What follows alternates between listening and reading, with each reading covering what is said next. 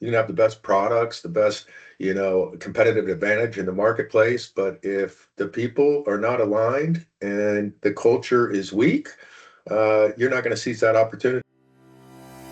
AltaVista, the highest view in contractor marketing. If you're not listening to the angle, you will surely fall behind. Are you going to exist in your space, or are you going to dominate? Trust the process. Are you planning for today or adapting for the future? This is the AltaVista angle. Hey everybody, welcome back to another episode of the AltaVista angle. Today we are excited to have a special guest on this episode of the angle. Joining us is Todd Mohr. He is an expert in shaping corporate culture and empowering high-performing teams. He has decades of experience leading organizations known for both their culture and success, including Aerotech, where he oversaw more than 200 offices and 7,000 employees. We look forward to hearing his insights and advice on how building the right culture drives winning in organizations. Today, Todd continues to help companies shape their culture and grow through active roles in private equity, various board positions, and through his corporate consulting business, Mohr Advisory. Welcome to the AltaVista angle, Todd. Thanks, Aaron. Thanks, Ray. Glad to be here. Excited. Let's go. Awesome. So why don't we not waste any time here and just jump right into it, right? A big challenging opening question, Todd. How do you define company culture? Yeah, that's a tough question. It's everybody throws culture around the word. I define it as it's a breathing organism. It's the personality of the organization. It's what the owners, the founders, the leaders have kind of set out to say, this is the type of company we want to have, and they live by it. They don't just put it on the wall, right? It's a living, breathing thing, and I believe it's what dictates the success of a company. You can have the best products, the best, competitive advantage in the marketplace, but if the people are not aligned and the culture is weak, you're not going to seize that opportunity. So it really is. It's the personality of the organization. Awesome. That makes a ton of sense, right? So then like anything, there can be a good personality, a bad personality. There can be different traits, different this. What would be some of those then, using your example, maybe some key personality traits, so to speak, that you see as being most important? Well, in a growing company, a lot of it's around, there's a competitiveness to it. And a lot of times competitiveness is, the connotation could be a negative one. But we looked at it as like, hey, we are hyper competitive. We want to be the best in our business. And it's not so much that I'm competitive with my colleague, even though I am in our business. We had quotas and I wanted to be the best. But that individual was also my responsibility. And that's a big distinction. Can you be a competitor and they're your responsibility? In other words, you're helping them achieve. And when you have a company where the people genuinely want to see one another succeed, that is the recipe. So how do you do that where it's not about sharp elbows and, hey, trying to keep everybody down and as you work your way up? It's about the collective whole. And in that environment, people are being developed and learning and growing, and they want to be there. And that's what I find to be really the distinction versus just an individual contributor. It's somebody that's looking out for others too. And how can we help that individual get better at their job? So that's one of them. For sure. And then it's the character piece, right? And character, again, it's a nebulous term, but what is a good character person that fits in AltaVista? Who is it that we're looking for?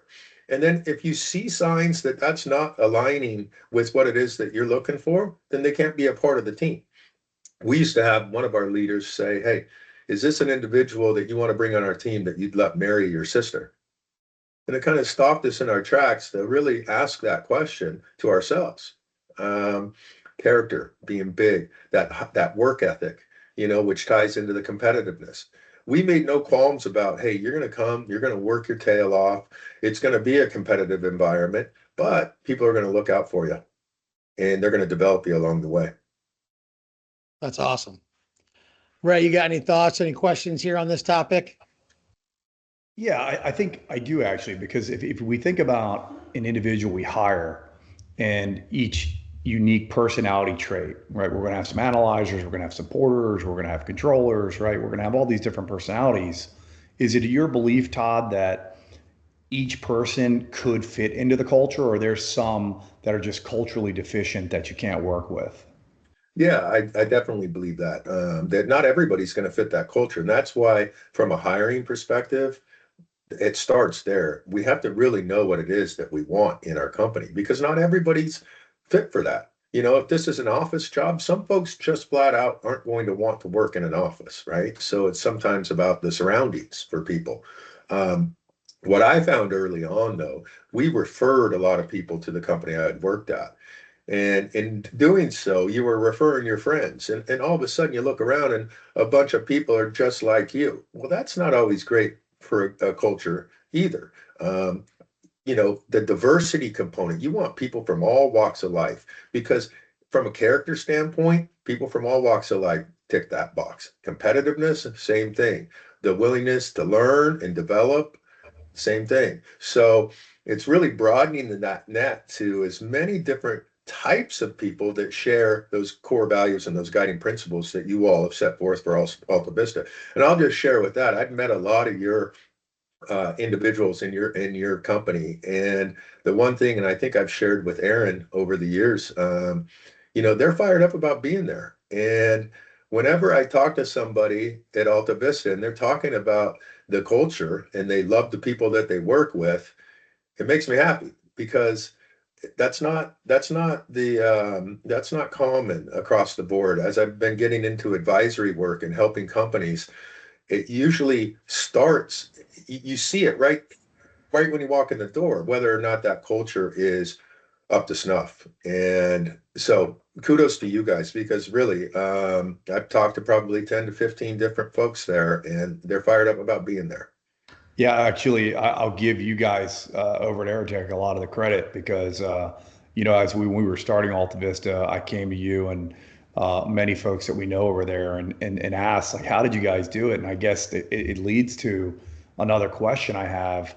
When there was, again, you had 7,000 employees, but when you had, hundreds of employees, what was like the beginning of the culture? How did it start? I mean, was it just a day one thing or did it take some time to evolve?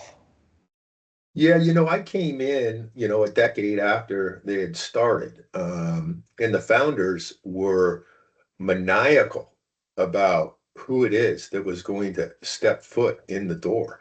I remember calling and hounding the internal recruiter to get an interview. And I went and finally got an interview, and they had, this is no joke. I interviewed 12 different people interviewed me.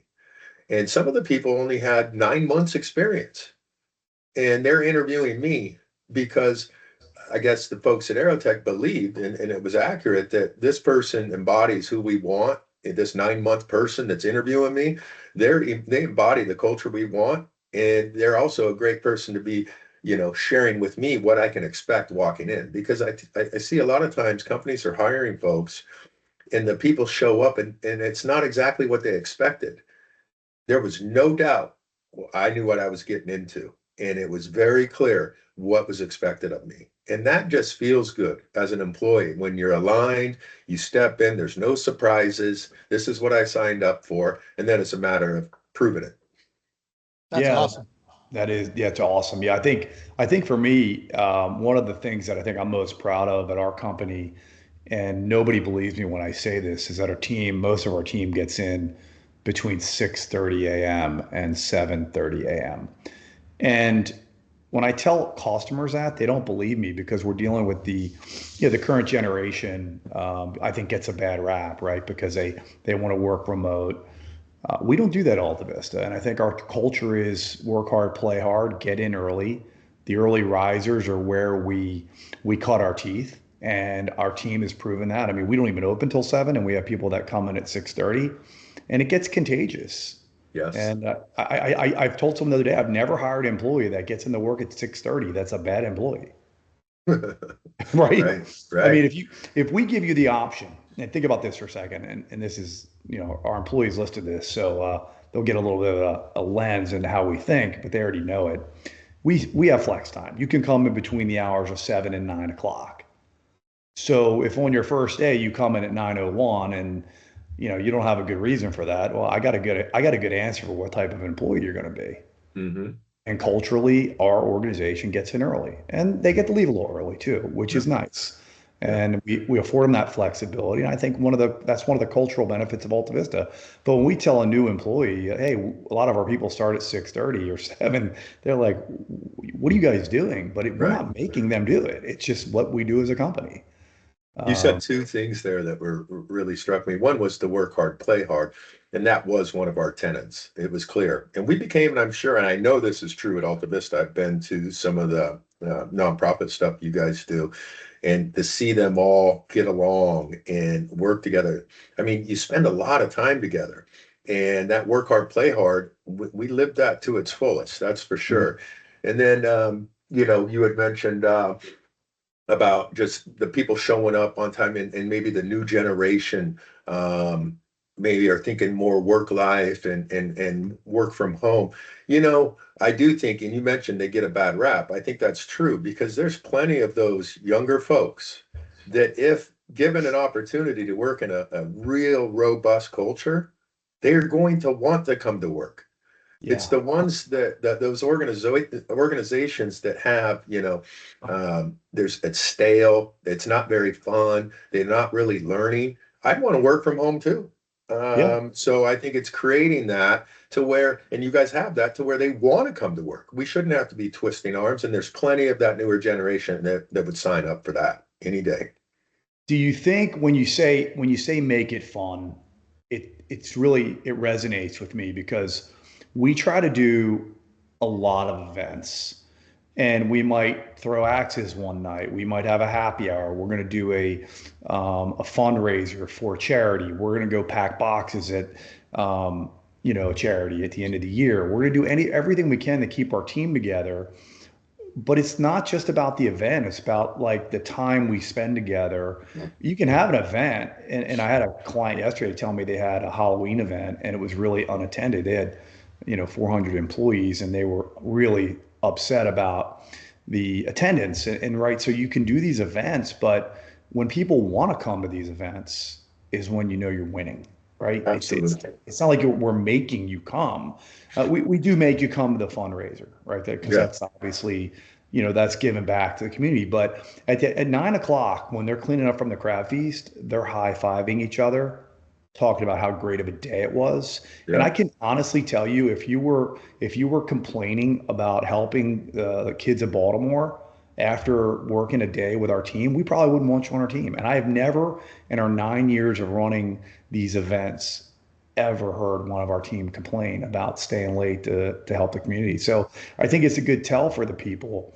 So it's not just about having fun events and doing happy hours, and it's really getting together and working together, whether you're doing a trivia game or you're doing some team event where you're working together as a team, and you can let Aaron's, great attributes help you, or Susie's great attributes help you win, and you just work together to accomplish something, and enjoying it. And if you can't enjoy it, I think the culture is going to be deficient. Yeah. And it's part of the organ. You said it. It's I'm the managing partner.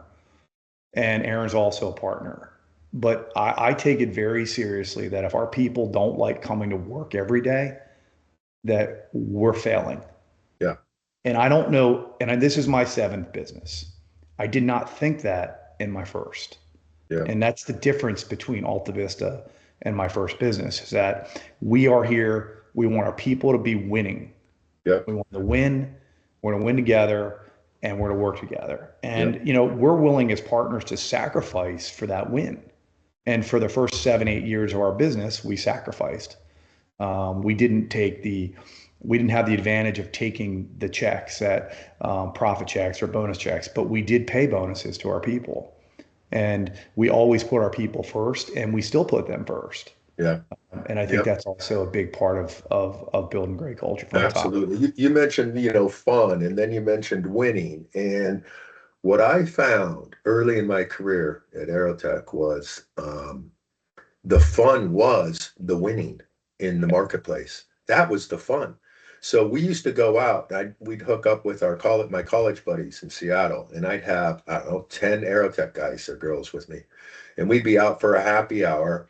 And my college buddies are like, "What the hell? You guys are still talking shop?" And this is hours later because we were so invested in it. We were winning. We were having fun. We saw our income grow. We were developing as leaders, and we couldn't stop talking about it. And literally, someone at the table would have to finally say, "Hey, okay, last thing, and then let's move on from shop," because that was what it was. We were just Yeah. winning and winning and winning, and that was fun. And then the other big piece, as I started to get into leadership and how to continue to carry on culture, the only way I found to really do it is at the one-on-one level. I mean, I would spend time, and like Ray and Aaron, you guys being partners, is, if you have these new employees, is making yourself available. And so if I was at dinner and we had a group, I'd go and sit with someone that was maybe new to that group and start to get to know them.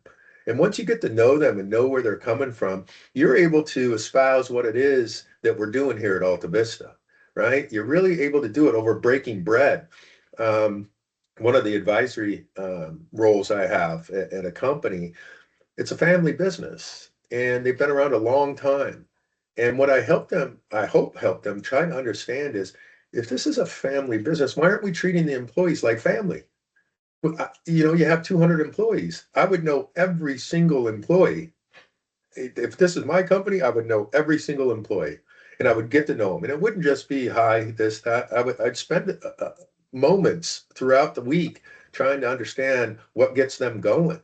And I think that's part of a culture, one that actually cares and wants to help and develop. How can you develop somebody if you're not spending time getting to know them? And development was a huge piece of our culture. Self-development. Our one of our leaders used to say, how can you develop others if you're not developing yourself? So the big thought was, so reading and understanding management and leadership, we had to start to develop ourselves so we could develop others. And that's what set me the hook for me. And I spent 30 years there because I was growing. So one of the questions that you guys were going to ask or wanted to ask was, a struggling culture. What do you do when there's a struggling culture? How do you rectify that situation? And what I remember most in my one of my leadership roles was, we had an office out in Colorado that was underperforming, and we had a senior person there. And the reality was that senior person wasn't right. It wasn't in the right role. And I brought in someone from, I believe we moved him from Kansas City. We put him into Denver, which is a fabulous market. And we were just terribly underperforming. And this individual, who's still over there at the company, who's in a very senior position, went in, and I would say in a matter of 6 months, completely changed the dynamic in that office. Little things. And what it started with was recognition, right? So if we're not even recognizing our employees, and it's always on to the next, onto the next, onto the next, onto the next, and not taking time to stop and recognize the good work that's been done, this individual came in and created an environment. So his thing was a lot of symbolism. So he went and found football helmets for every single person, all of his salespeople. And one morning, the salespeople walk in, and there's a football helmet from their alma mater, okay, on a nail above their office door. And he used that Buckeye system, Oh yeah, the Ohio stickers. State Buckeyes. So if you added X amount of new logos, you got a Buckeye. If you hit your quota for the year, you got a different type of Buckeye. If you promoted somebody, you got a Buckeye. So what he did through symbolism was all the things that were important to us culturally, he had a Buckeye for. And it was an honor. And so then every quarter they'd celebrate, they'd bring their helmets to the meeting and they talk about it. So little things like that. I wasn't as big on the symbolism. I just maybe wasn't as creative enough. This guy was amazing. And to this day, Denver's one of our best performing operations. And it's because of this individual. And I'll share his name. It's Jeff Colvin. Unbelievable leader. Awesome. Real quick before we go to Go for Aaron, it. I want just to follow up on that. What other, like, if you had to say the two other moves or adjustments that he made other than that recognition piece, can you come up with Yeah. the other couple Yeah. that? Yeah. Well, recognition was big, but it was also what he did is he realized who the right people were, right? And who weren't in the right roles. And so he moved them out. Because if you allow a poor culture to coexist in that operation for a long time, and then you come in and just try to change it with the same people, that's Yeah, difficult. Not to say that they can't, but it's difficult. So he had to start getting the right people that were kind of cut from the cloth that he was looking for, which was the culture we were trying to build, and start to add to it. So that was big. But I would really harken back to it was how he cared about the individuals enough to not just recognize them, but to get to know them and to, because great leaders, that's what they do. They get to know their people and they're able to drive them to achieve. And everyone's different. And this individual would take his time doing that work. And then, what do people want? They want to be recognized, whether or not they say they do or they don't like, in the limelight. People want to be recognized for a day's good work. Yeah, sorry. I'm gonna ask a tough question there, right? So you have an underperforming office, you bring in a new person, right? Talk about some ways. Were there people there that weren't fitting into the culture? How do we address that? What are some signs of that? How do we respond, right? Because, well, it's great to say he came in, he started to recognize people. I love the story, but there's got to be times where there's challenging people or challenging decisions to be made as they relate to culture. It can be, doesn't have to be about that example, but do you see what you get my question? Just sort of Yeah, like, it can't always be about, we just need to put football helmets with stickers, right? Which is an awesome story. I'm not right. knocking it, but I'm just saying there's got to be some tough choices there too. Walk us through some examples of some tough choices, maybe. Yeah. Well, keep in mind though that the helmet kind of thing is you can't just do those things if you're not really authentic and living it, right? So what I find a lot is people will say, "Hey, we have a great culture," and they'll go back and they'll have a culture meeting with an individual one-on-one and kind of go through, "Oh, remember we do this, we do." No, that's just, that's a placard on the wall. We need to live and we need to breathe it. So that brings everything to life. But yes, a lot of hard decisions are made, right? What we also were very good at is making it clear what every individual's job is and what's expected on a weekly basis. So, for example, if this guy's going into his office and says, okay, this guy's been underperforming or this girl's been underperforming, let's look at what are they meeting expectations and say whether it's calls or meetings or whatever it is that we set up. And if they're not doing that, you diagnose it and you say, okay, is this a skill or a will thing? And if it's a skill thing, we can teach them. If it's will, they're not right for our culture. If they're not willing to do the work, they're not right for our culture. So you have to move on. And what we were really good at is we would give the shirt off our back to make sure that you have the skills to do the job. In the end, what you see is they don't want to. And if Yeah. they don't want to, you've got to know when to pull the ripcord. Yeah. Let me ask another one on that. So, Aerotech, I worked in the staffing industry, so I know it loosely, not didn't work for Aerotech, but a competitor. It's I'm an sorry. interesting dynamic because you have people, who was it? I He said, said I'm sorry. sorry. Oh yeah, right. Ray saved me from that with a steak dinner and a phone call. We can tell that story another Yeah, time. that might be But mentioned in this episode, by the way. yeah, that'll be a That's good, the cultural Ray, story.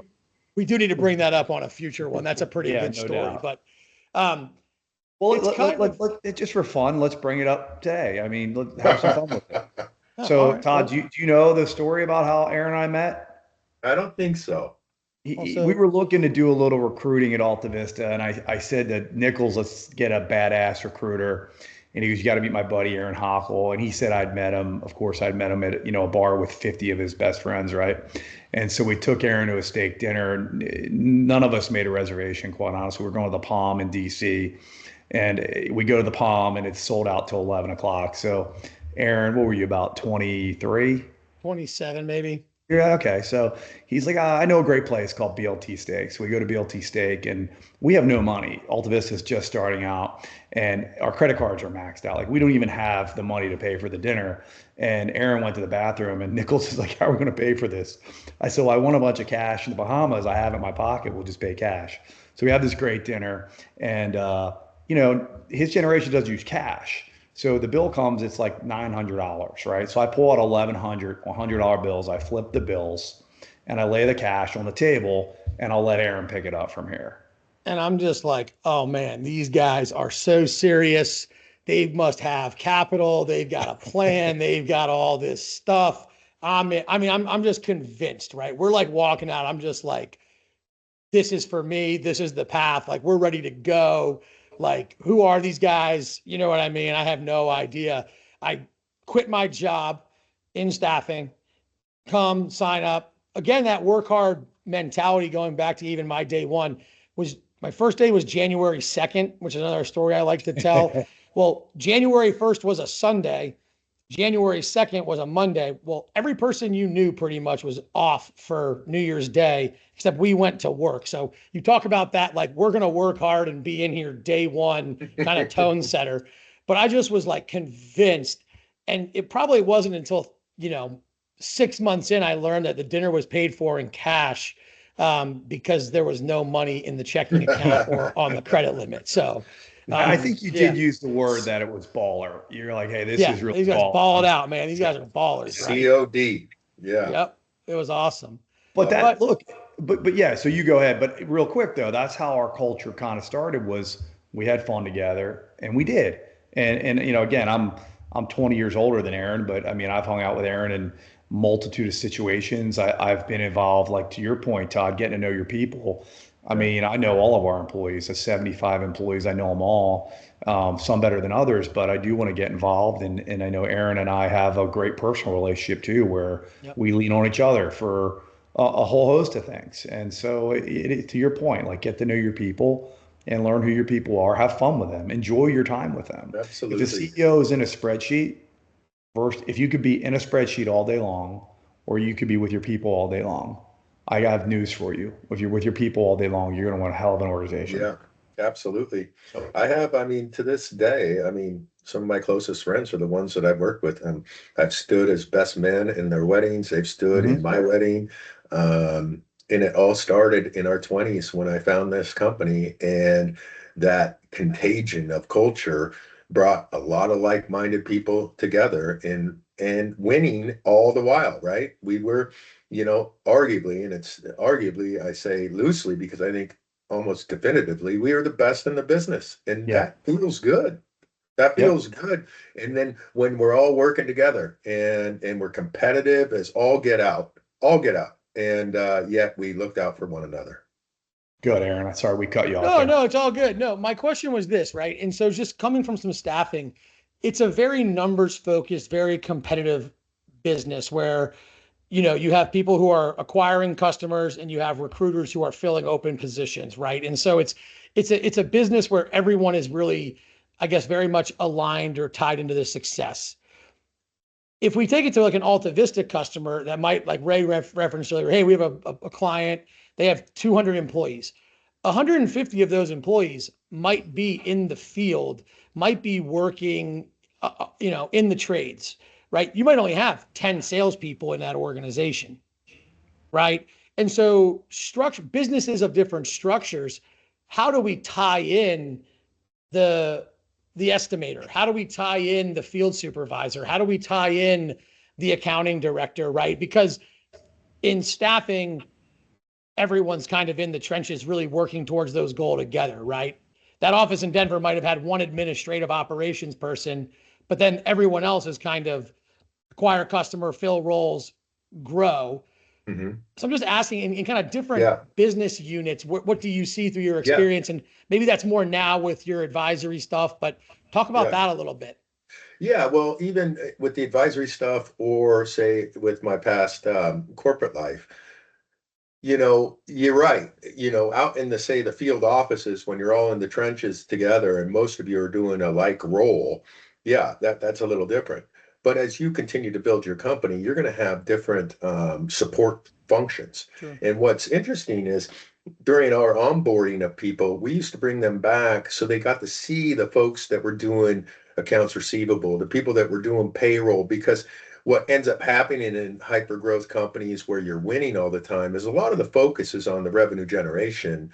And a lot of the other folks feel kind of that they're just a cog. And we wanted to make sure that wasn't the case either. Okay. So it's all of us, right? Because I have an advisory position now where, again, it feels like sales runs the company. And that's not a good company culture if that's all everybody else feels like a second wheel. So the people doing all the production in this particular company, they're the ones seeing the product out the door. And if they're not feeling aligned and part of the greater whole, you're going to struggle as a company. So you see that often. So you got to be aware of it. Company culture is exactly that. It's the entire company. Um, and so, yeah, but again, different roles. Yeah, maybe the payroll person isn't, say, from a competitive standpoint to a salesperson, but they're competitive in their own right, wanting to do the best work with the minimal defects and on-time payroll, whatever their metrics are, they're still part of the fabric of the organization.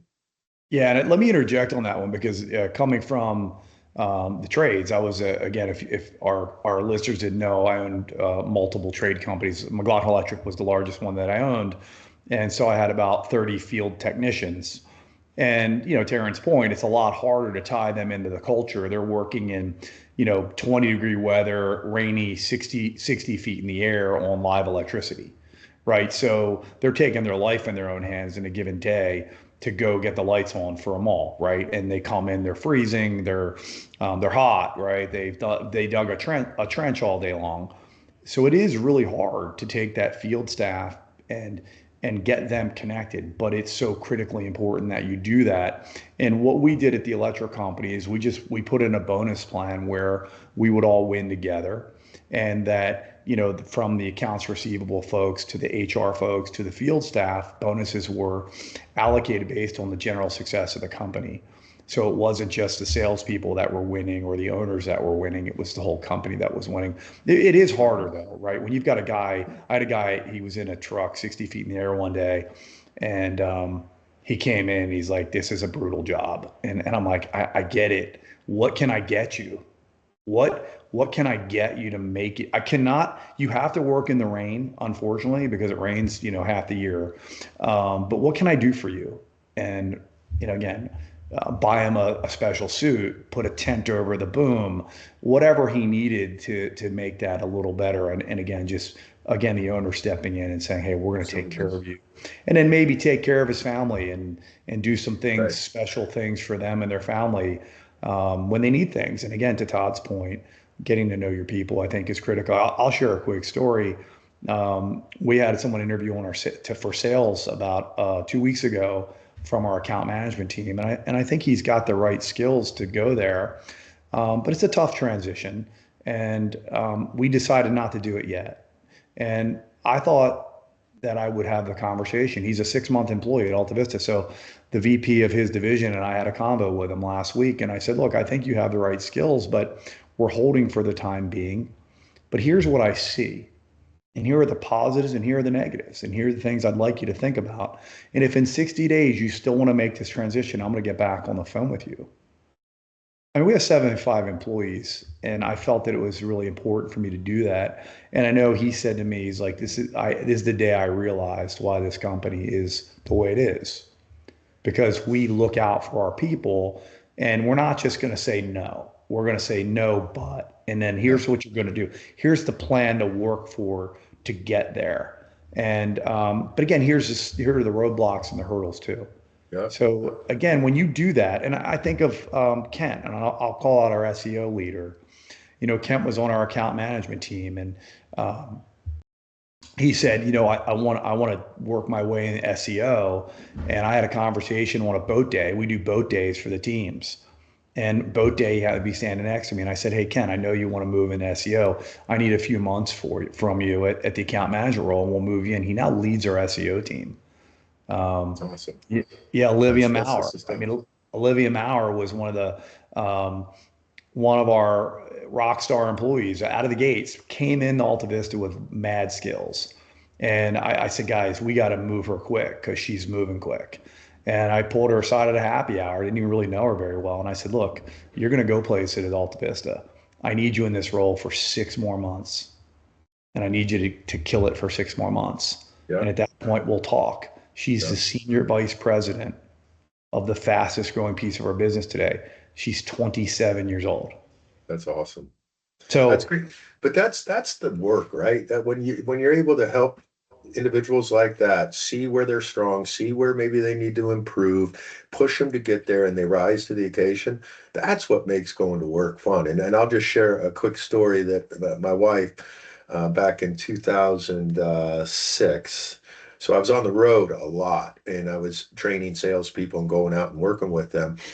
And once in a while, I'd receive an email back just saying, "Hey, Todd, I just want to let you know how much I appreciated you coming out. Here's what I learned. I really appreciate it." Blah, blah, blah. And I'd send it to Heather to put in my folder at home, right? Just so I had it because it felt good, right? That I was making an impact. And one Christmas, Christmas Eve, we'd share a gift together, one gift at Christmas Eve. And once the kids went down, and she had this beautiful box, all nicely wrapped. And I open it up and there's a manila folder in there. And in the manila folder, there had hundreds of these that I had sent over the years to her. And I started reading them. And it literally brought tears to my eyes because here I am, I'm earning, I'm growing, but I'm impacting all these people in a positive way, which is, I mean, what better to be able to come to work and have a positive impact on people, get paid to do it, have fun, and be surrounded with a ton of folks that are like-minded. It was massive, and I'll never forget it. But that's what kept me going. That's why the work was so satisfying for me. And it didn't matter if it was staffing or selling vacuum cleaners or selling digital advertising, whatever it is bringing the people along with us. And yeah, that is awesome. And then I'll be remiss if I didn't say, we focused so much on the culture and everything so we could better take care of our customers. Okay. That's why we were the most expensive by far out there, but we earned it. We knew that we could find the best candidates for our customers in the quickest turnaround time. We knew that our responsiveness to their needs was going to be untouchable. And so we charged a premium for that. But it was all our founders knew that if we took care of our own, our customers will be yeah, taken care of. And yeah. that is the piece. That's like, I don't know, Todd, if you're really connected to like service levels today in the modern economy. Nobody answers the phone I anymore. know. It's like, and you call AltaVista, and our people are answering the phone on the first ring and saying, "How can I help you?" And our clients are, I mean, read our Google reviews. If you don't believe what we're saying, just go read our Yeah. Google reviews. There's multiple hundreds of 5-star reviews, and it's all about our people. And we've trained them okay, right? We have a better training program than we have today than day one when we handed a girl a notebook, sorry, a woman a notebook and a client list and said, "Hey, good luck," right? Yeah. Right. She's actually the director of HR today, just FYI. And but yeah, I mean, when you take care of your people and they're happy, it comes through to the client relationship. It's automatic, Absolutely. and the client sees they're happy. In Yeah. fact, when we had some struggles in 2017, one of our customers who stayed, one of our larger customers, I said, "Why did you stay through that mess in 17?" And he said, "I trusted Emma, who's our Right. account manager." Yeah. And she said it was going to get better. And without Emma being happy, Emma wouldn't have stayed. And those were tough times for the company. And Yeah. so even in the tough times, we buckled down together. And those were tough times. Hochul remembers those. They're not always going to be rosy. And you really do learn who your winners and players are in the tough times, Todd. I think you agree, right? Absolutely. And, and, Absolutely. and we saw it, and we were down to 8 people in 17, and a lot of people left. And today, those 8 people lead our organization. That's great. COO, right? Tough Yeah. times sometimes are good times to learn who your real leaders and winners are going to be. Well, for you I guys, actually have one more thing. I have Yeah. something that I found while you were talking. There's a little quote on the wall at AltaVista. I'm going to read it to you. I should have remembered it because I'm the one who sent it in. It says, "Great companies don't hire skilled people and motivate them.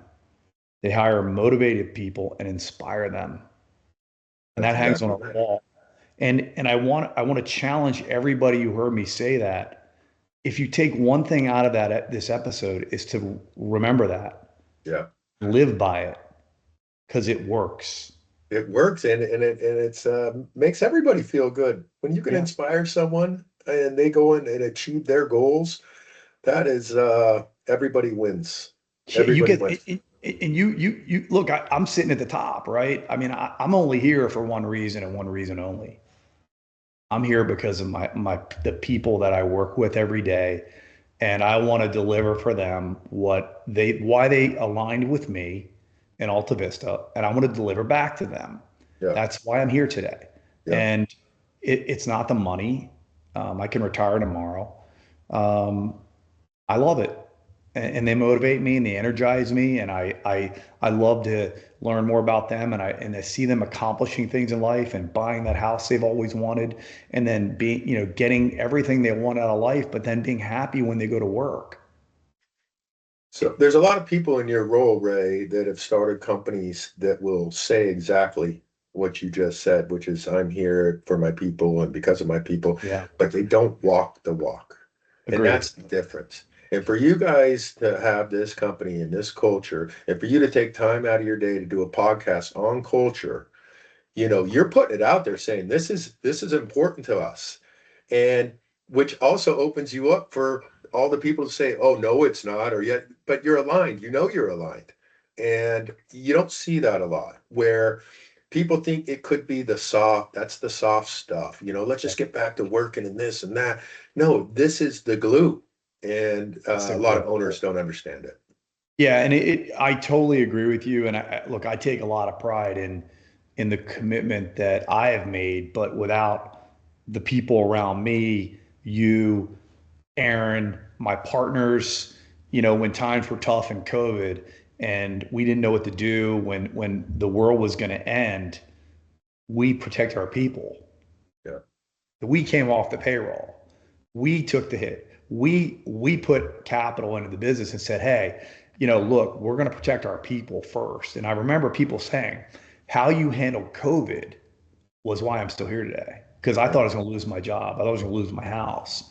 And, again, it worked out okay for all of us because the government swooped in and kind of saved the economy. But when the first couple of days of COVID hit, we didn't know what to do. And we just said, hey, protect the people. We're going to lose some customers. And we're going to look, Aaron remembers me like kind of parting ways in a parking lot. And I think I said, I'll see you on the other side. And he's like, what's that mean? I go, I have no idea. No, But No one he did. had gloves Aaron, on. He had rubber gloves on. I right. do remember. Yeah, he looked like he was doing dishes in a commercial kitchen. He had the big, Yeah. thick yellow rubber gloves on. Like, But Aaron's been my business partner. He wasn't a partner originally, but he's been my business partner for 12 years. And I think there's one thing he can attest to. I've always had his back, yeah, and he's For always had sure. mine. And, And that's how and you've people. been, and you guys have probably been very honest with one another, and those conversations aren't very easy either, but you got to have them. Yeah. And I look out for them. I look out for them, yeah, as partners before I look out for myself. Yeah, I have to look out for myself at some point in time. I'm Yeah, not yeah. here for charity work here. Right. But I know if my people win and my partners win, I'm going to win exponentially. Yeah. McLaughlin Electric was a good business I founded when I was 24 years old. I sold it when I was 38 years old. It did $4 million in revenue. It was a very profitable company. I regretted it. I regretted selling it. And I had a tough time talking about it.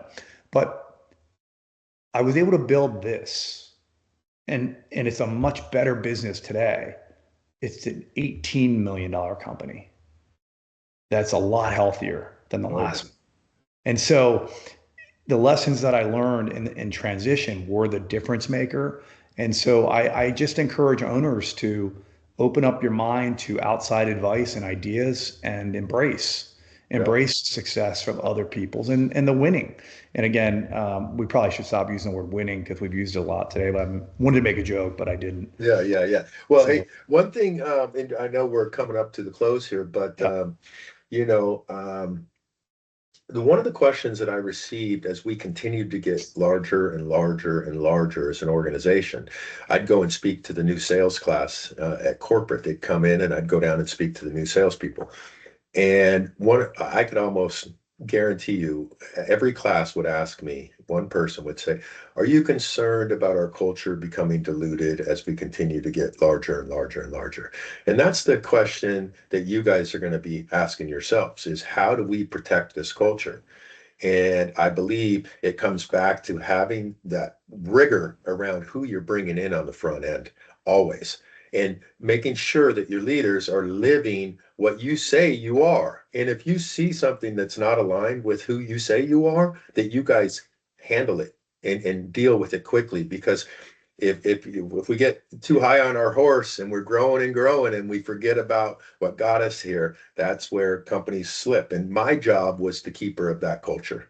I felt that my job was to continue, regardless of how big we got, that we still had that feel. that's good. Really good point, actually. Hawk, what do you got? No, I mean, that was an awesome. Yeah, I'm just enjoying listening to all this. It's a lot of perspective. It's all very interesting to hear about, right? I mean, I have more questions lined up. Rather than asking any kind of set questions, I might just say, Todd, as we're kind of getting towards the end, are there maybe 3 or 4 closing points that you would just say, hey, if you're gonna, if you've been listening for this long, the hook is set, right? How do we start to like reel this in? Like, what are maybe 2 or 3 big hitter things? I'm a big believer in saying like, hey, here's 2 or 3 actionable things. Like, this is a small step you can take towards improving your culture today. Anything like that? Any closing pieces of advice, maybe? Yeah, I guess one of them is, obviously talking with your people and really finding out what's going on, right? The people. I don't care if it's the person that handles all the coffee maker and the amenities, and they're in there. Talk to them. Find out what's going on in your company. A lot of times, when we're in the leadership role, we don't hear what's happening. And you got to make sure you can get out in front of anything before it becomes a big issue. And so that's why that dialogue is so important. And creating an environment where you can share feedback with one another. If that's not happening and you're not hearing a lot, that's a reason for concern. So it's really comes right back to the people is understanding where they are, understanding what they're seeing. Maybe what are some of the changes? Those that have been there when you were 5 million that are now 18 million, what do they see? And get real inquisitive would be one of the things I would share with any of the folks that are listening that are running companies is spend the time to do it. And a lot of times that time that's spent doing it feels, if you're not used to it, you feel like you're wasting time. You need to get back to, jumping on the hamster wheel. No, it will pay so many dividends if you can really assess where you are, where your company is, and start to pivot if you need to pivot. Start to address some concerns before they become problems. That's what I would say. If I were running a mid-sized firm, that's what I would be doing. Awesome advice. Ray, you got anything on the closing here? Yeah, I think for me, it's really about our listeners. Just with anything, Todd said it, I said it. Um, this is not only going to make your organization better; it's going to make your life better. If you adjust and if you get your culture right. I'm sitting in Sarasota, Florida. I'm going to live here for 7 months, and my people are happy for me. They're not, hey, my partners aren't like, oh, Ray's in Florida, right? My partners like, go to Florida, dude. Go play golf. Go have fun. Because they know I'm going to do what I need to do to support my piece of the business. And they know I'm going to work at 5 a.m. on Saturday morning. They know that they're going to get emails from me on Sunday night. And they know that I'm going to back them up. And so your life will get better. If you rally your people to support your business, your life will get better as an owner. You'll be happier and you're going to make more money. End of story. Awesome. Amen. I can't say any better. And Todd, if somebody wanted to get a hold of you, you have a website or Yep, I have a domain? website. And just tmore443 @gmail is the best one. Okay, perfect. And I appreciate the time, guys. Keep doing what you're doing. You're building an awesome company. It's evident in the people that I meet, and I'm sure the future's bright. So keep up the good work, Yeah. guys. Hey, Todd, I'm going to just take it back to your cold calling days way back, right? One more time with that email, maybe a little slower. TMOHR443 @gmail.com. There we go. All right, everybody. Todd, thanks again for joining us today. We had an awesome time discussing company culture with you. And thank you, everybody, for tuning into this episode of the AltaVista Angle. Thanks, All right, guys. we're wrapped. All right, Cool. guys. Thank you.